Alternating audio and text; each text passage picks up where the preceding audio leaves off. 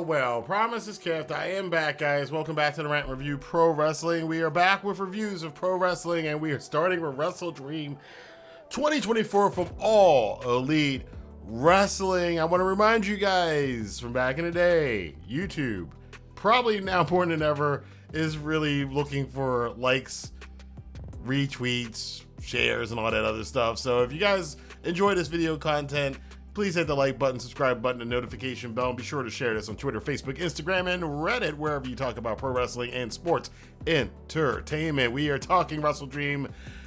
Not, again, the AEW, the promotion of the pay-per-views, it is what it is. We still have some issues. The Tacoma Dome, not packed, but this crowd was about, I think it's about 8,000 people at this crowd. That's still a great size crowd. AEW doing its thing. The crowd, doesn't matter how many people are there as far as their excitement is concerned, because this crowd was jacked from the pre-show all the way through the first beginning matches of the show. We kick off with a match that us New Japan fans have seen before and are quite familiar with. Jay White against Hangman Adam Page, but this is an entirely different Hangman Adam Page, and he is a brute, and he's still taking on, in this match, a face in Switchblade Jay White, who also had Juice Robinson with him. The Guns, no longer part of the group. I do wonder sometimes, are we ever gonna get the Bang Bang Gang, the Bullet Club Gold at full strength again? It's been a while. When one comes back, another goes down. Juice is out, then Jay comes back. Then, you know, it's always something with these guys. They can never be a foursome. I think they'd be a great foursome if they could just all be healthy at the same time. This match was a lot of counter wrestling from Jay White against the brutality of Hangman Page, who was getting obliterated by the crowd. It was dual chanting him all night long. Then some people were chanting for Switchblade. Jay White played this is Jay White from New Japan. Strategic. He went after Hangman's knee. Hangman tweaked his knee early in the match. They played that through the rest of the match. Hangman was beating the crap out of Jay White, which he's going to. And again, those of us who watch Jay White in New Japan know this is kind of his style. He'll get his butt whooped for most of the match, but he'll hone in on one thing. And in this match, it was the knee. There was a nasty knee breaker on the outside of the ring onto the ramp by Jay White on the Hangman Page. And that led to the conclusion of this match. Hangman could not hit the buckshot lariat, faltered right into the Blade Runner, as I'm sure that Jay White had planned out the whole time as far as his character is concerned. Jay White getting the 3 count, big win for him. A lot of people have had questions about Jay White, whether or not he's been pushed correctly or not. It does look like this, from this, him beating probably one of the hottest stars in AEW right now, that they still consider him a hot property. So Jay White with the big win, going on now to his number 2, because he said Heyman was one of 2 guys that kept him from the AEW World Championship. We didn't find out who the other guy was. Some suspect MJF. Who knows? But we're going to find out probably pretty soon in the next couple weeks what the next target is for the Switchblade. The AEW World Women's Championship was on the line as Mariah May defended against the recently, again, this is back to the booking just from Tuesday, the Tuesday Dynamite, which a lot of people probably didn't see because I forgot it was on Tuesday this week and had to watch the DVR version of it. But Willow Nightingale making a challenge for the World Championship. This was another really good match. The women's division in AEW, again, really good. Not getting a lot of shine on this card as it probably should have, but a really good division.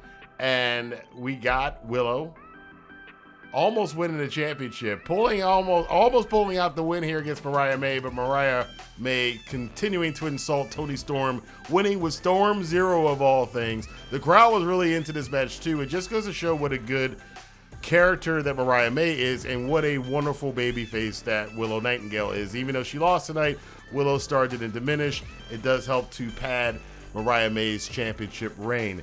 Then in the third match, we had the TNT Championship, Katsuyori Shibata challenging Jack Perry, the Scapegoat.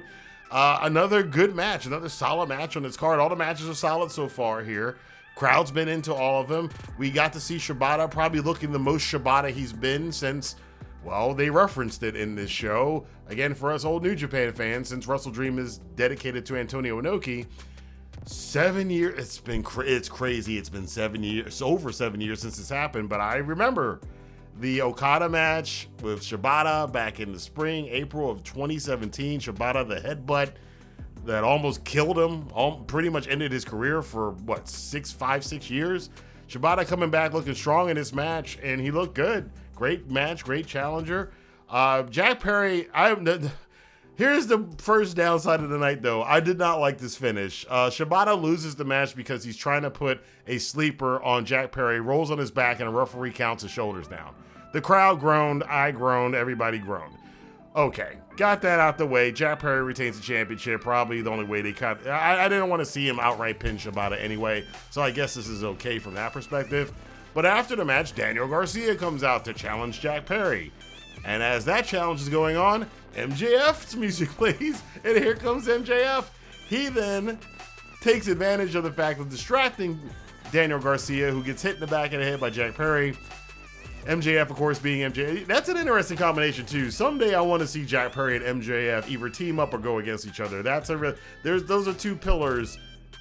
They've met before, obviously, in AEW, but this current Jack Perry with MJF, that'd be a good situation I'd like to see in the future. But MJF got on a microphone, did the local sports team insult, told the crowd to shut up, and then mocked Daniel Garcia for his non-existent bidding war of 2024. Talked about how much money he's been making. Apparently he's in Happy Gilmore 2 or something. I saw a clip earlier today of him and Adam Sandler, I should say, on the set of the movie. And then we thought it was over, and then Adam Cole Bay, almost a full year after he jumped off of that ring ramp and messed up his leg, and he's been out and playing games on Twitch as Chugs for the last year. But Adam Cole makes his return to AEW as a ring performer. I guess Undisputed Era is over with. He runs to the ring, goes after MJF, who gets away, and we kick off this show. The first 3 matches, highly entertaining, solid wrestling across the board. Again, the only downside in the first 3 matches was the finish to the Shibata Jack Perry one, but again, I can kind of understand why they did it. And then we get to probably the match of the night. I think hands down the match of the night. The International Championship. Will Ospreay defending in a triple threat match against both Ricochet and Kenosuke Takeshita. Lots going into this match with Ospreay breaking away from the Don Callis family, and lots of conflicted thoughts here and there. You would see a theme that will reoccur throughout the night at the end of this match, but let's not take away from this match. This match is a match of the year contender. You kind of knew it going in, and they lived up to it. My goodness. You have to watch it. You have to go see this thing. If there is a match from this card, you have to see it. Is absolutely this one. Ricochet, Ospreay, Takeshita. They did some amazing, crazy stuff in this match. Ospreay at one point in time took a full-on clothesline, flipped around onto his feet, and then hit an Oz cutter off the ropes. And I'm like, what am I seeing? These men are defying physics. I have said this for a long time. Ospreay, we have talked about this before. Physics is a thing. It does exist. You seem to not want to adhere to its laws. Same can be said for Ricochet and Takeshita. For God's sakes, man, that dude has got presence and he has got awareness of setting up a spot before he does it. It's one thing that a lot of the great wrestlers do. They'll look at something, let the audience know where he's going with it. At one point in time, he looked at the table outside the ring after he cleaned the clock above Ospreay and Ricochet, who decided to team up against Takeshita at one point in the match. And you knew where he was going. That is brilliant work from a wrestler. That's the body language part of pro wrestling that, some people get, some people don't. Takeshita definitely gets it. It's what makes him one of the better wrestlers in this day and age. This match was amazing from top to bottom, but the big thing at the end is the betrayal. As Don Callis tried to come in and interject himself into the match, Ospreay was about to hit him with either the Stormbreaker or you figured a Tiger Driver. And as we talked about in the stream earlier, someone, I forget, I'm sorry your name escapes me at the moment while I'm recording this, but somebody did say they predicted Takeshita. I said I thought Ospreay, unless this is the night where Kyle Fletcher is going to turn on Ospreay. Turned out it was that night. Fletcher does turn on Ospreay, hits him with the screwdriver in the back of the head, which allows Takeshita to get the win. Your new international champion, Kenosuke Takeshita, in one of the better matches, the best match of the night. This is the point, however, in the show where things kind of petered out a little bit. The first this card up until this point was absolute fire. No fault of their own, and the explanation for this, you even heard it from the commentary team, is that AEW is part of the new deal. They have a deal with Fox Sports in Mexico to air AEW programming, so you got a 2 out of 3 falls match, which is tradition for those of you who know Lucha Libre, between Hologram and the Beast Mortis. Hologram won this match 2-1. This match was a good match, but I don't think, for people who watch Collision and Rampage, Mortis and Hologram are over, but since they haven't had as much time on Dynamite, which is where most of the audience watches them, I don't think Hologram and Mortis are known as well. They are known to the hardcore AEW fans, not even the casual ones. But this was a good match, but I do think it deflated the crowd a little bit. It did pick up again with the next match, Darby Allin against Brody King, where Darby Allin basically died 20 times in this match, 5 times in the first minute, as Brody King just throws him over the top rope. Darby lands on his head on the apron and then crashes to the floor. He then puts the steps on him, stands on top of him. He chops the living crap out of him, picks Darby up like he's a piece of luggage and throws him into the... I'm like, Darby, what the hell are you doing, dog? He is taking so many nasty bumps in this match. A German suplex off the top rope, lands as hard as he can on his shoulders. I'm like, Darby, man, this dude don't care about living to 40. Hey, why would anybody, but I guess. People would, but not Darby Allin.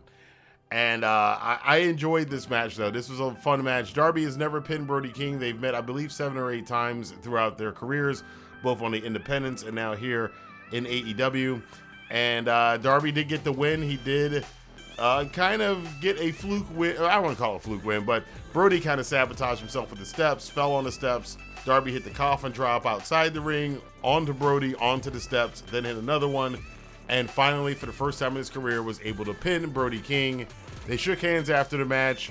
I am kind of wondering if Brody's leaving, because the way he left, the way Darby was looking at him, and the way Brody went through the crowd, slapping hands with all the fans, I'm wondering if this is Brody's swan song. I don't know. I don't know his contract status. It did strike me as a little odd the way he left the ring, though, but we'll see. We'll know in the future. The AEW Tag Team Championships were on the line next. The Young Bucks defending against Private Party. Private Party, as I've mentioned before, and AEW's put this as part of the storyline. 5 years, and they have progressed absolutely nowhere. I think of any company, of all the major wrestling companies, I think if any wrestling company pretty much that anybody watches, I do not know of a talent or a pair of talents in the case of Private Party that 5 are the exact same position, the exact same characters that they were in 5 years ago as Private Party is. Everybody has matured or moved on or moved up or moved out or changed their characters up except Private Party. And I kind of went into this match thinking, well, they got to kind of win this match, or what do you do with Private Party? There is a subplot with Stokely, who's kind of watching them. You also had Leo Rush's crew out there with Top Flight watching onto this match. This match did have it had its ebbs and flows to it. It's always a good match. This is probably one of the better Private Party matches. I did see people say that the problem with Private Party is the only time they have good matches is against the Young Bucks. And that seemed to be the case tonight. It did look like Private Party was going to win this match at one point in time, but I do believe there was a concussion here at one point in the match. But the Young Bucks managed to retain the Tag Team Championships. I wonder how long the Bucks are going to hold those titles. Because at this point now, you kind of need a big story and a really good team to beat the Young Bucks. You're getting close to that Roman Reigns territory. Well, not like that, not on that level that Roman had that title for fucking 4 years. But you're getting close to that level with the Bucks that if they're going to drop those belts, it better be a damn good story for them to drop those belts. And against the team that you're going to put the rocket ship behind and go with the tag division. Not Private Party, not yet. Not now, maybe not ever. We don't know. After the match, they're in tears. Stokely's kind of laughing and smirking like, I told you so, you should have hired me, but they didn't. So I don't know what to do with Private Party. We would see them a little bit later tonight in another capacity, but it is what it is. It is at this point in the card where I kind of felt like we're about 3 hours plus into it. I'm like, again, these pay-per-views are too long. If they had shaved 2 matches off of this or put it in the middle of the card, it would have been better. Or put the middle part of the card, I guess, on the pre-show, maybe it would have been better. But We then led to the semi-main event of the night for the Ring of Honor World Championship. Mark Briscoe defending against Chris Jericho. This was a very standard Jericho kind of a match. There's a lot of run-ins. You had Big Bill, you had Orange Cassidy, you had Rocky Romero, you had pretty much everybody interjecting in this match to make it an interesting match. It was an interesting match, but again, my energy was kind of gone at this point in time. I enjoyed the match, but the big point about this is Mark Briscoe does pin Chris Jericho to retain the Ring of Honor World Championship. Jericho does not go from the Ocho to the Nueve. He is still at the Ocho. He's behind the 8-ball. If you had told me 5 years ago that Mark Briscoe would defeat Chris Jericho in a semi-main event for a world championship, I would have called you crazy. But here we are. We saw it today. One other big thing that happened on the night that is not a match is the promo from Swerve Strickland involving Prince Nana and MVP and Shelton Benjamin. Now, among some of the surprises expected tonight, I did suspect that perhaps Bobby Lashley would be making his debut at this show. That did not happen. Swerve in his hometown. Really, this is probably one of the better AEW promos you've seen in a while. You can tell these guys are really, really good at this. MVP and Swerve in particular, they are really, really good at this. Swerve is so good on the mic right now. He told a great story about, Nana, you get on my nerves sometimes. And MVP, I've known you for a while. We might be good. If you, me, and Shelton run things, it's going to be great. But Nana is family, and I'm not turning my back on family. They start fighting a little bit. It gets broken up. Somebody got clobbered. One of the referees got clobbered by somebody. It fell out the ring. Nobody, even the announcers didn't know what happened to him. But I think this is what is setting up is Shelton Benjamin versus Swerve Strickland. And I kind of like the fact that they didn't. Which, I think I'm kind of used to AEW blowing its wad, so to speak, really early, and they're not doing that with this feud. That's probably MVP and Swerve's influence to say, let's not do that. And they're kind of letting it soak in, letting the audience live with it and anticipate. We all know the Almighty may be showing up at some point in time. And where is the story going to go? Is Swerve eventually going to leave Nana? Is Nana going to turn on him? Who knows? You're probably not going to have two managers involved, but where this goes, we don't know. We have some expectations, again, of Bobby Lashley coming into it, but I do love the idea of Swerve taking on his childhood hero, Shelton Benjamin, and they said something and as a black wrestling fan myself, that is very, very, something I haven't even thought about. It was very true. Swerve talked about how Shelton Benjamin definitely set a standard for wrestlers, and especially black wrestlers. And that is very true. Before Shelton Benjamin, for you younger fans, black wrestlers did not wrestle that way. As much as I love Ernie Ladd and Junkyard Dog and Coco Beware, Coco Beware was a little bit different, but Coco Beware and Butch Reed and a lot of those guys before that, black wrestlers were not doing high-flying moves and as athletic and, that real Kenny Omega, AJ Styles, Randy Savage, Ricky Steamboat type. We were not in that class, and Shelton Benjamin was the first guy to get us there. And since then, we've had other wrestlers, the Jay Lethals and Swerve, up down to Swerve Strickland, and a lot of the young AEW roster now with Top Flight, Leo Rush. All of them kind of do, and Swerve was right about this. A lot to Shelton Benjamin for setting that benchmark in WWE 20 years ago. So I love that fact that they brought that up. So we're going to continue on with this rivalry, this feud, this storyline, and they're going to let it have a slow burn, and I think that's great. Don't blow the wad as much as I was expecting Bobby Lashley tonight. Yeah, leave that for another month or two down the road. And in the main event, Bryan Danielson defending the AEW Championship against Jon Moxley. Attacking Danielson before the match. You knew this was Danielson's last match. It's in Washington. Tony Khan got every penny out of Final Countdown. Let the whole song play out as Mox attacked Bryan before the match. They got through the whole song. They do this in AEW. It's one of the cool AEW gimmicks that they do. The match itself is a little plodding. And again, I do think that even as passionate as this crowd was, the energy kind of got sucked out because we're 3.5 hours into this thing now. Danielson had some good fighting back. Really, at the end of the match is really what it's all about. Moxley does win with a chokeout. Danielson passes out. The referee calls the bell. I think just armchair booking here. They could have done something a little bit more for Danielson to go out. Maybe I was thinking more like, if you remember WrestleMania 7, this is a good example of how Randy Savage's quote-unquote retirement match then with the Ultimate Warrior was. Warrior just battered and battered and battered over and over against Savage at the end of the match, and to the point Savage couldn't move anymore. That's kind of, I guess, what they were going with here, but Danielson kind of popped up right after he passed out, so that kind of didn't let it sink in. Like, I think he probably should have been out for a while and people be concerned about it. I think that might have been a better way to go about it, but then again, like I said, I'm armchair booking on this one. It wasn't the climactic ending to Danielson's full-time career that I thought it would be, but also what happens at the end of this match also lets me know that this is not the last time we're going to see Danielson in the ring, because after the match, Moxley, the Blackpool Combat Club, I guess we're still calling them that, they all come into the ring. They get the bag out. They're going to go put Danielson's head in a chair and Pillmanize it. But then Wheeler Yuta comes out, and much like Kyle Fletcher earlier, Wheeler Yuta, the babyface, turns on his mentor. AEW does have that problem sometimes. They repeat storylines sometimes and story beats on the same show. They did hand Yuta the bag. As Darby Allin tried to come in, Yuta hit Darby with the Brisco knee. I'm wondering if that's going to be Yuta's finisher from now on. I'm going to get to that in a second. They tied Darby up and make him watch as they do put the chair around Danielson's neck, and Claudio stomps on it. Looked pretty vicious, too.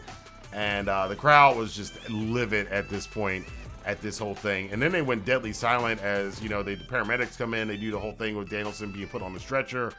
Eventually, people start coming out to try to make the save. Private Party, Jeff Jarrett. I love JR, but damn JR, man, he kind of ruined him. I'm surprised JR did this. I am surprised at this, because this is one little thing, and maybe I'm overblowing it, but it did kind of take me out of the moment when Jarrett comes to make the save, and JR couldn't just help but throw his snarky little, "Oh no, not Jeff Jarrett," and I'm like, dude, come on, man, you just took all of the emotion out of that with this. I don't know. Again, it's JR, so I'm always going to respect JR as his lineage, but sometimes I don't know. I just think he doesn't take this as seriously as if it was happening in WWE, he'd probably be calling it a little bit more serious. I don't know.